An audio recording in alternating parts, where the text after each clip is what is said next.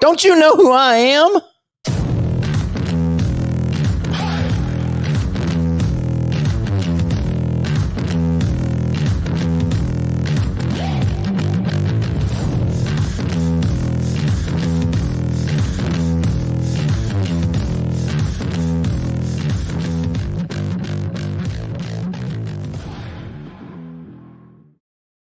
Well, hey, everybody, this is David Ridings. Thanks for joining us. It's Tuesday, following a long holiday weekend. Hope everybody had a great Memorial Day. I think it's Tuesday, isn't it Tuesday?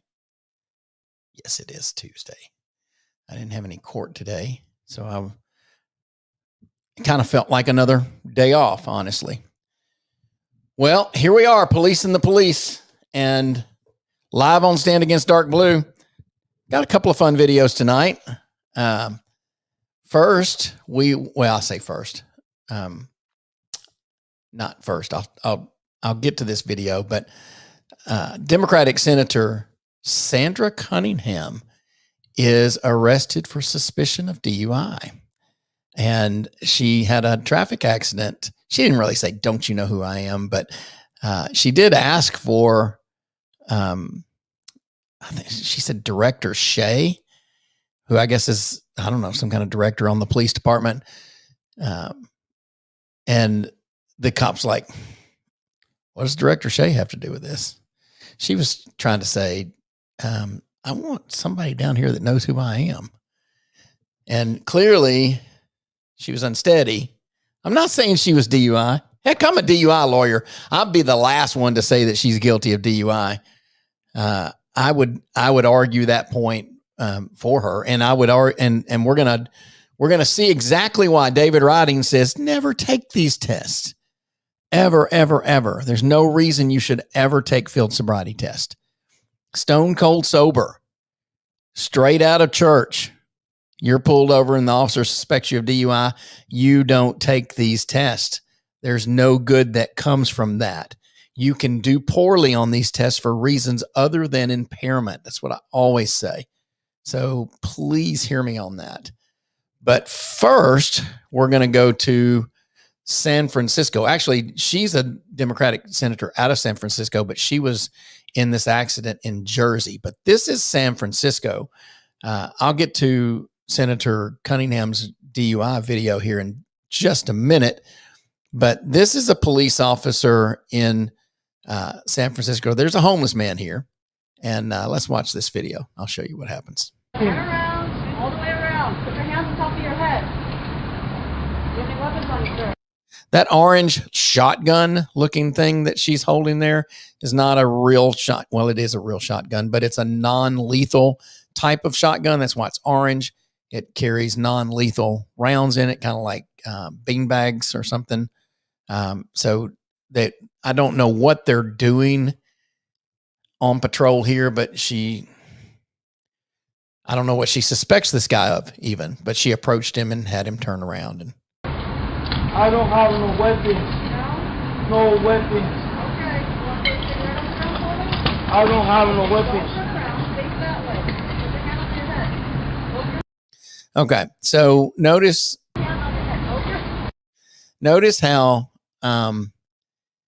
she's kind of lackadaisical with this guy because he looks a little touched. I'm not going to lie. He seems, hey, Deborah, nice to have you. The screen is frozen. Oh, no. My screen is frozen. Well, let me see. He looks a little touched, but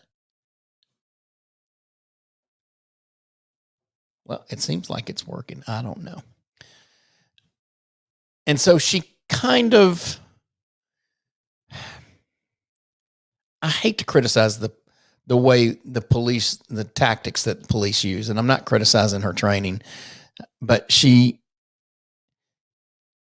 doesn't approach this guy with the type of awareness that you would, that the police are trained to have all the time. I mean, police are trained to be on a heightened state of alert all the time, no matter who you're dealing with. That's why, honestly, so many of them look so aggressive, because they have so many. Have you live now? Thank you. So many of them get in trouble for being overly aggressive. But she's just kind of nonchalant with this guy because he seems like he's harmless. He's got, you can tell he's a little bit, he might have some type of mental health issue or something. But that doesn't bode well for her. No weapons. Okay. You want to take your hand on the ground for me? I don't have no weapons. Turn around. Face that way. Put your hand on your head. Hold your hand on your head. Hold your...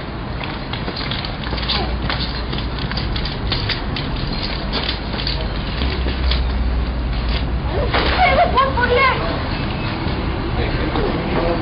Hey. Get up. Get up. Leave me alone. Get up. Before I kill him. Get up.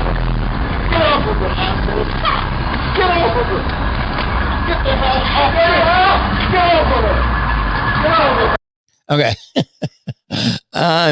I know I'm awfully critical a lot. I want to back this up a little bit.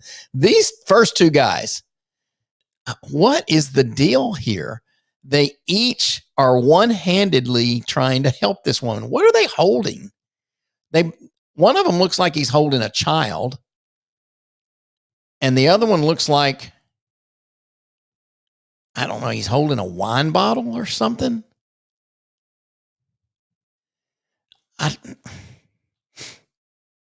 But both of them come over to help her, and they can't seem to get control because they got one hand here, and they're it's like, set your wine bottle down and help this stinking police officer. Bless her heart, she's getting the snot beat out of her, and she didn't expect it. Look, I've told this story before, and so I'm not going to tell it again. Worst fight I ever got in was with a girl. And it's because I did not give it the respect it deserved before I got into that altercation. I did not think that she was going to be, number one, as strong as she was, and number two, as aggressive as she was. And she was both strong and aggressive. And I lost control of that fight real quick. And this girl loses control of this one really, really fast. But soon enough, help is on the way.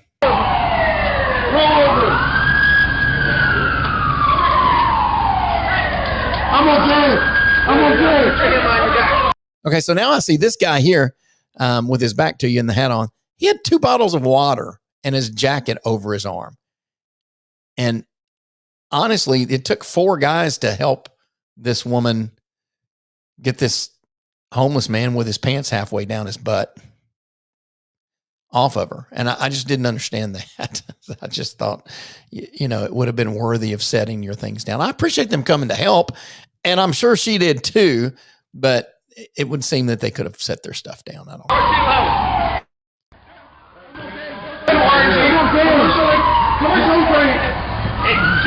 I'm okay.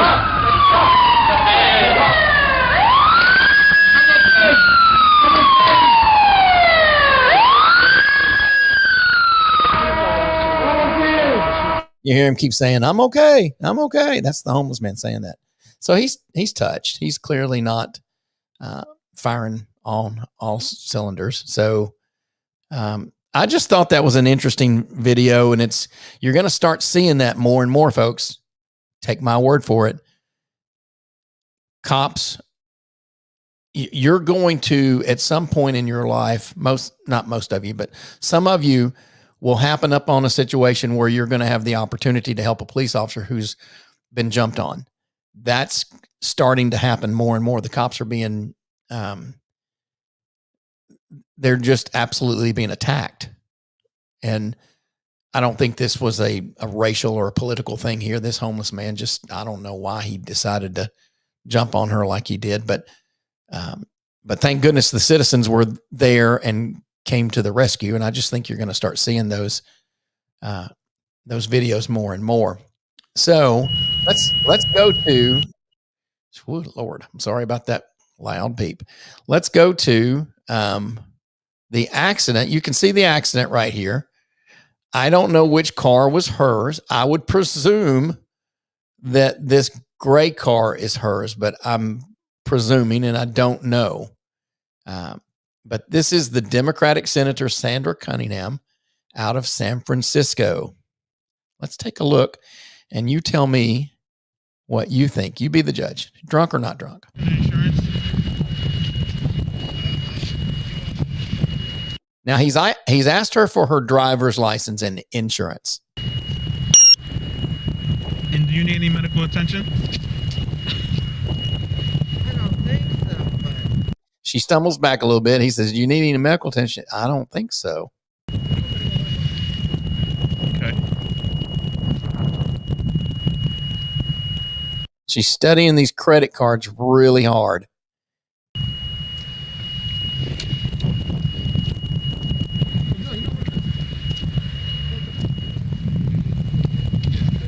he hasn't looked at my license. Your license is right. She's like, what'd you ask for? So I need you to take it out of your phone.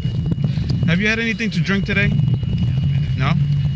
Is there a reason why you're swaying and you have slurred speech and then you're having difficulty to perform basic directions? Probably because I'm very cold. You're very cold? Okay. I'm very cold. All right. Well, we're going to have someone respond here. So she keeps dropping things. This guy here is I don't know if it's her husband. I think he's with her, clearly. I'm sorry, Deborah, that you're having continued technical problems. I don't think that it's me. It could be, but I'm watching. I am observing the live cast now on a separate device. So I seem to be live. But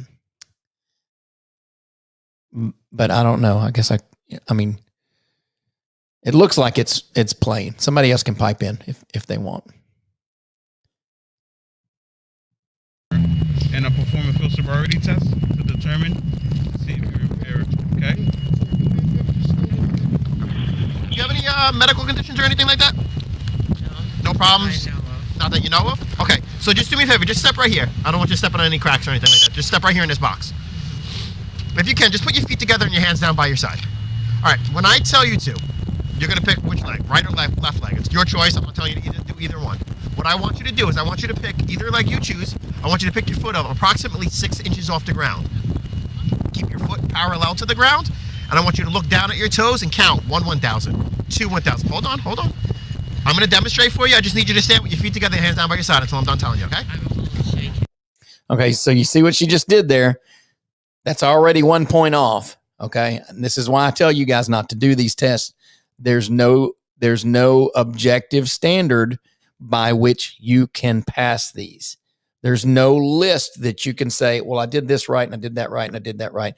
There's not an objective standard. So when you take a math test, 2 + 2 is 4. You have an objective standard. If I put 5, then I'm wrong. If I put 2 + 2 is 4, then I'm right. That's an objective standard. Subjective standard is which do you think is prettier? Do you think it's red or when it's green? Do you think it's prettier when it's red or when it's green? Well, that depends on who's looking at it. It's subjective. So you can have 10 people, 10 police officers line up and watch you do field sobriety test, and you will get 10 different opinions. Now, they are trained for certain things to look for. I will say that, but it's still a subjective standard, not an objective standard. And what I mean by that is you can't, there's no specific thing that says you pass it.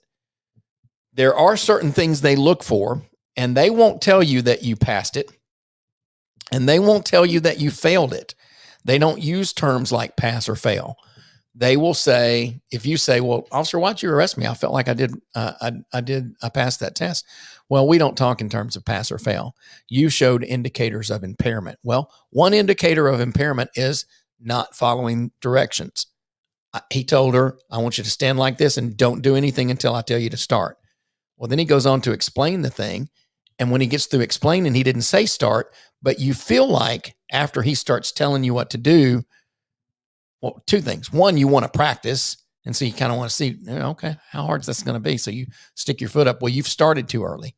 That's a point off. He checked a point off that is going to be used against you in court. And he's going to say, this indicates to me that this is an indicator of impairment. This indicates to me that she may be impaired. Now, that's not the only indicator of impairment. There are others.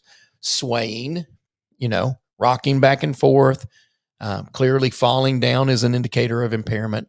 Hopping on one foot, like if you pick your foot up and it's bad to put that foot down, and you start to lose your balance, and you do like this, and you do like this. I'm getting my balance to do the tightrope thing. Well, that's what your body would normally do to stay balanced, even when you're not drunk. If it's bad to get off balance and you do this, that's a point off, because you used your arms for balance and you swayed. Those are 2 points off, actually.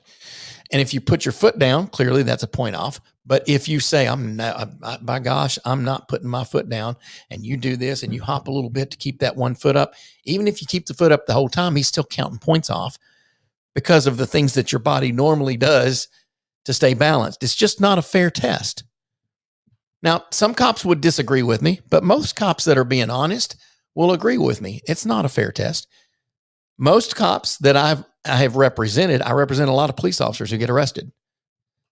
And most of the time, 9 times out of 10, if I get a police officer that's arrested for DUI, he will have refused these field sobriety tests. He won't take them because he knows they're subjective, and he knows why he shouldn't take them. So let's keep watching this video and see how well she does. No problem.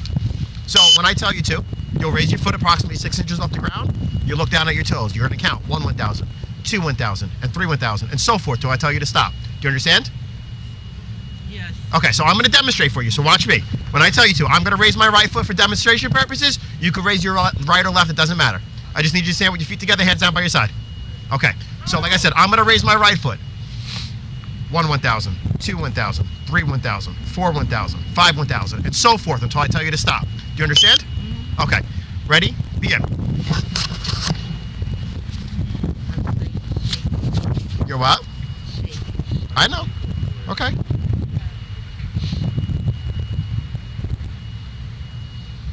All right. Stop. All right. Just step back a little bit. The next thing. I don't know if you could hear her. She says, I'm shaky. And he said, I know. What she should have said is, listen, I've just been in an accident. It's windy as all get out here. I'm a little shaky from the accident. I'd rather not take these tests. And then he would have stopped completely administering the test. That's kind of what she wanted to say. But honestly, she's probably drunk, and she can't figure out exactly what to say. And I'll say probably drunk.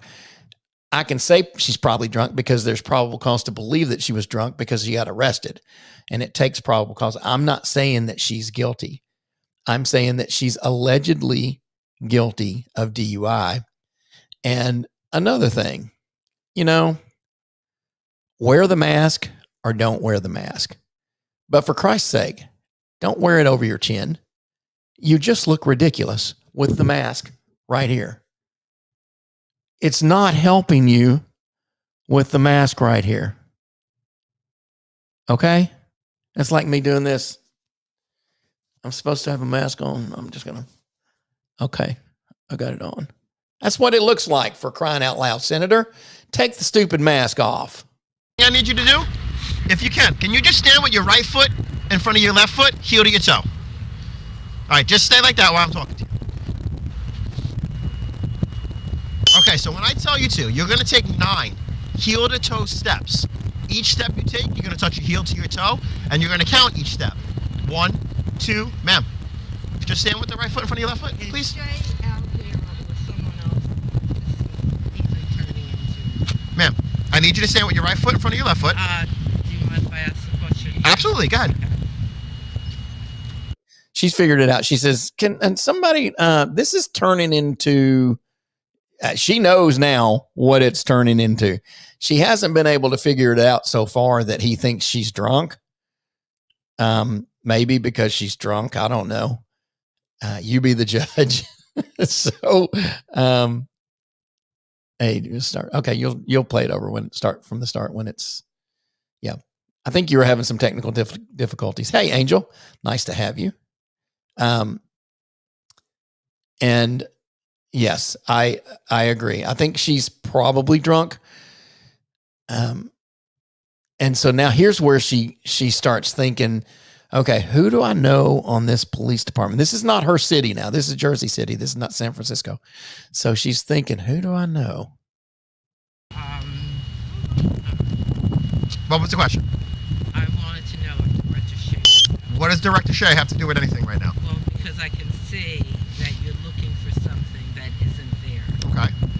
All right. So Director Shea has zero to do with this stop though right now, ma'am. Okay. Okay. So I need.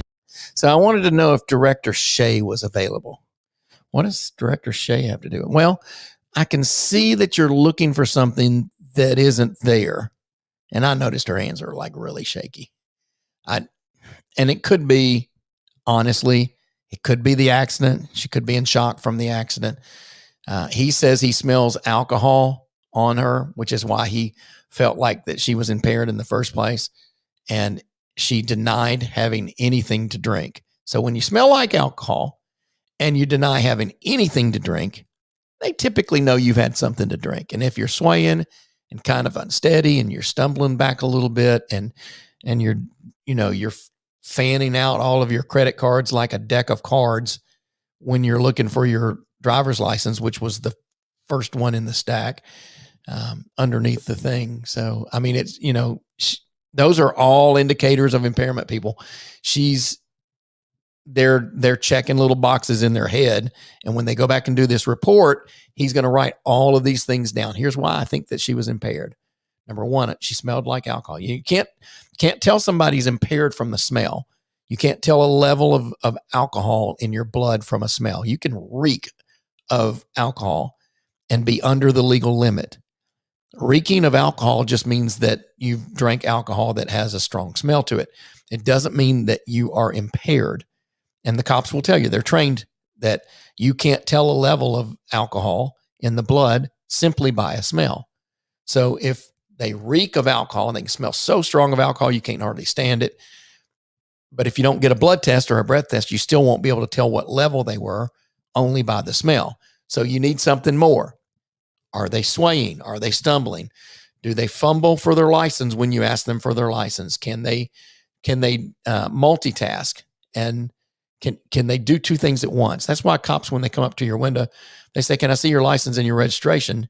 And they ask you multiple things at once because it's called divided attention. And you're trained as a police officer. If the person cannot divide their attention, that's another indicator of impairment, because sober people can divide their attention. Drunk people cannot divide their attention. And by divide their attention means I can answer you with one thing and concentrate on getting something else at the same time. Because if you're really drunk and he says, "Let me see your license and registration." Well, your license is in your wallet, your registration's in your glove box. And then he says, "Where have you been tonight?" And you're going, do I answer him? But if you're not drunk, you can do all three of those at the same time. You can pull your license out, reach over. Well, I was just going over to so-and-so's, So it's all about indicators of impairment. Now, I teach people on this show and through my law office how to be pulled over by the police and how to respectfully decline to take these tests, because under the Constitution, as you all know, on this show, we talk a lot about your Miranda rights. And your Miranda rights means that you can refuse to answer questions. And you can also refuse to take tests like field sobriety tests, because you have the right not to give evidence against yourself. So if somebody asks you to take a test or to follow the pen with, "Can you follow this pen with your eyes?" Well, sure I can. But I'm sorry, officer, I don't take tests without a lawyer. And well, I'm just trying to see if it's okay for you to drive. Let's get out. I want to give you some tests to make sure it's okay for you to drive. Well, I'm fine to drive, but I don't take tests without a lawyer. If you can just remember to tell the police officer that and invoke your rights, as we say here, early and often, you won't have these issues that Senator Cunningham is now presented with. You just stand with your right foot in front of your left foot. No, face me. Face me. I need you to stand with your right foot in front of your left foot. Hands down by your side. Put your right foot in front of your left foot. Yeah, because I'm shaking.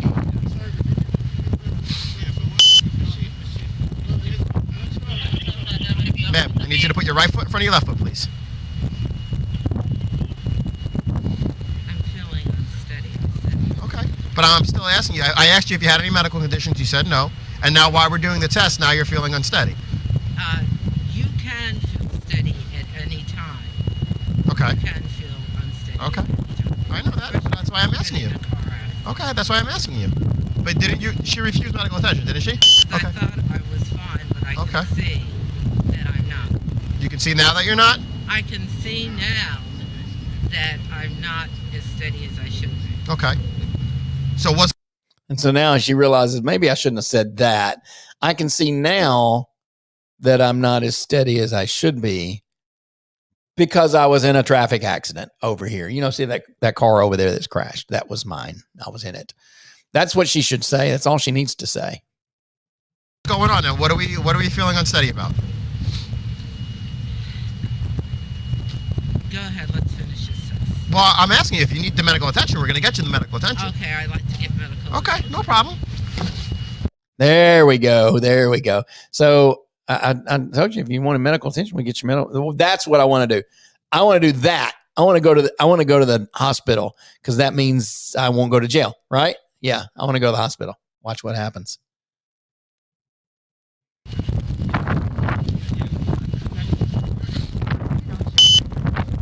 Oh, yeah.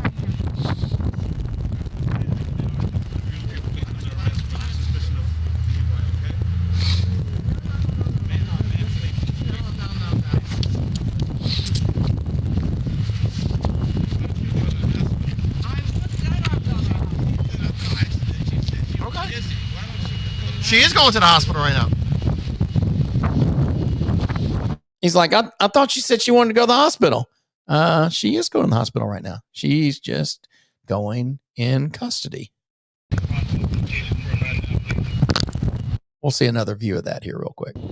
Well, I'm asking you if you need the medical attention. We're going to get you the medical attention. Okay, I'd like to get medical attention. Okay, no problem.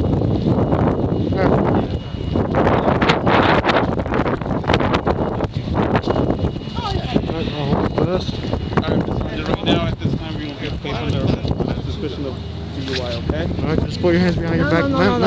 Listen. No. Please. Listen, let's not. Just put your hands behind your back. I was said I'd go to the hospital. Car accident. She said she was busy. Okay. Just bring. Okay? Thank you. Just put her over. And stop 4, we're going to have one other with suspicion of DUI. Can we have a few moments to respond to this location for a minute now, please? And what?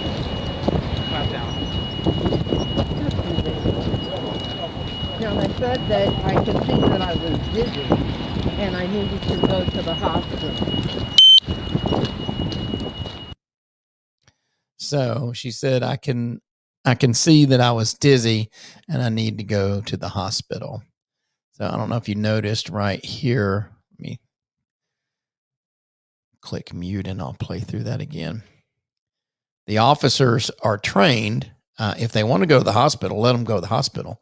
And if they don't want to take the field sobriety test, then clearly you don't have to. But I also tell people, when you refuse the field sobriety test, the first thing the police officer is going to do is place you under arrest. Just because you refuse the field sobriety test doesn't mean you're not going to get arrested. It means he's not going to have all these little blocks he's checked as for evidence as to why he thinks you're impaired. He may or may not still be able to make a case against you for DUI when you refuse the field sobriety test, but he's going to have to rely on other factors as evidence, like she swayed when she stood there, she fumbled through her license or through her cards, and when she was looking for her license, and she stumbled when she walked and things like that. I've had clients of mine that were, I had one client one time, he was at a red light at 2nd and Broad, and the police officer was standing on the corner, hadn't seen him drive anywhere, but he was sitting there in line waiting to go. And he didn't have a seatbelt on. Police officer walked up to the window and said, or he motioned at him, "Hey, I see you don't have your seatbelt on." And so he walked around the car and walked up to the window, and the guy was putting his seatbelt on at the time. He said, "Well, I noticed you didn't have your seatbelt on, and now I smell alcohol." So, because he got over to the window and could smell alcohol coming out of the car. So he asked him to step out of the car, and the guy said, "Call your supervisor. I'm not taking any tests or answering any questions." And he didn't answer any questions. When he said, "Well, where have you been tonight and how much have you had to drink?" He said, "I don't answer questions." And that was it. So the officer was like, crap. And then he circled up with his buddies. They got in a little huddle and they talked about, what do I do now? Okay, well, you smelled alcohol and that's it. You didn't see him drive. He didn't run a red light. He wasn't speeding. He wasn't driving too slow. He wasn't weaving. He didn't do anything that led you to believe he was impaired. You only smelled alcohol, which in their training says you can't tell a level of alcohol from only a smell. And this officer didn't get a search warrant, so they didn't have blood. They didn't have breath. They didn't have any evidence other than the smell of alcohol, period. That's all they had. So in the affidavit, when he was arrested, the affidavit is what the police officers write when they arrest somebody. He said, "I saw the subject without a seatbelt on. I approached him, asked him to step out of the car. He refused to take any field sobriety tests, but he stumbled when he walked and he swayed when he stood." Yeah, and that was a lie. He didn't stumble when he walked and he didn't sway when he stood. But the police officer had to write something in there to indicate why he was arresting him for DUI. Now, clearly, that was a case that we won. So it was not, he was not impaired.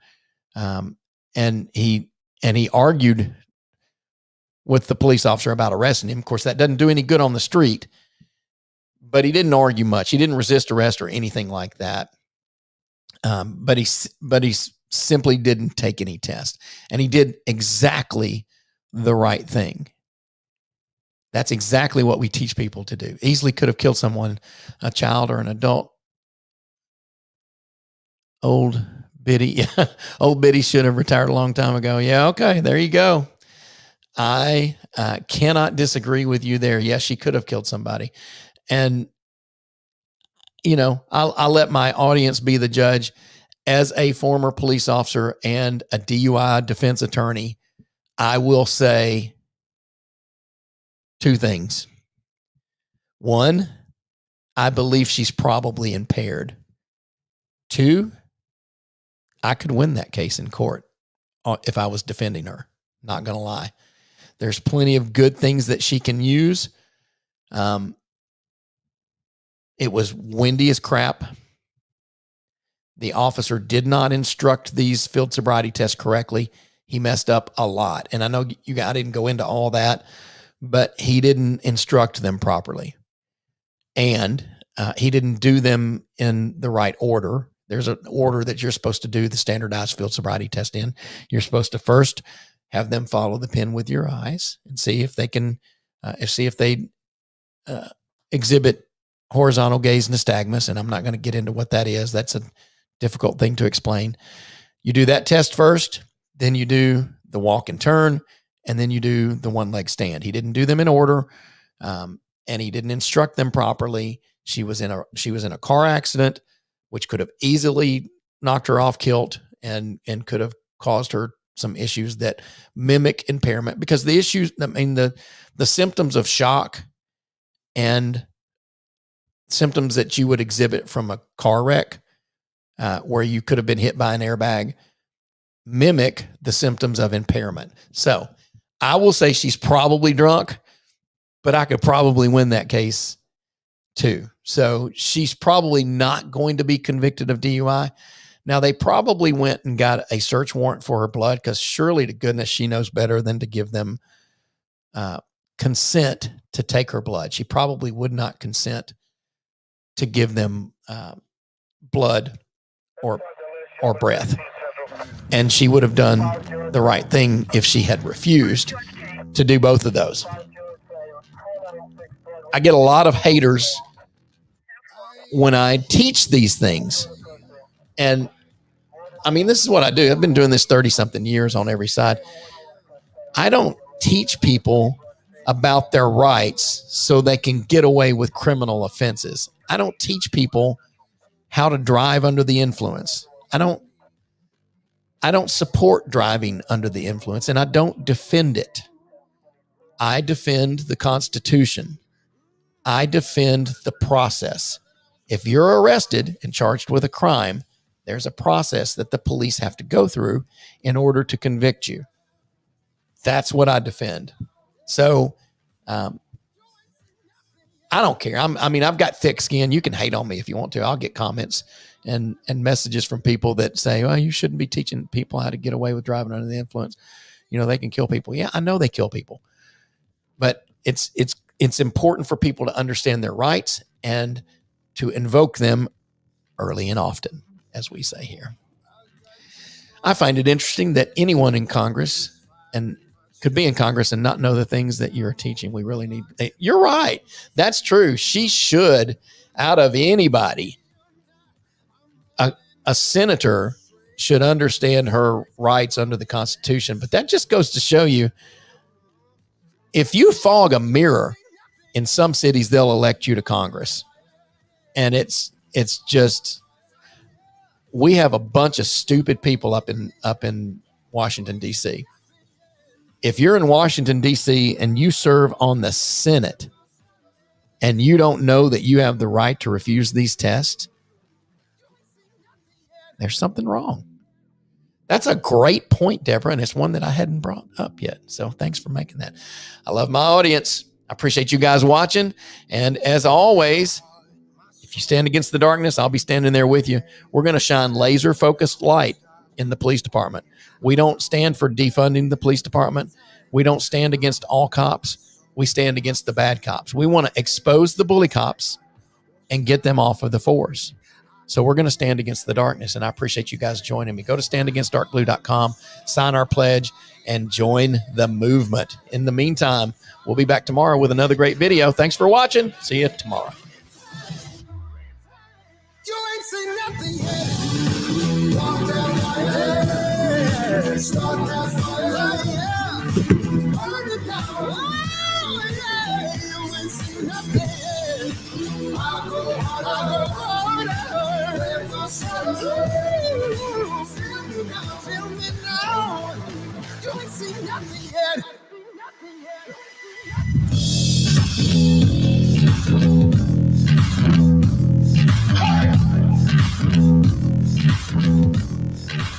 You ain't seen nothing yet.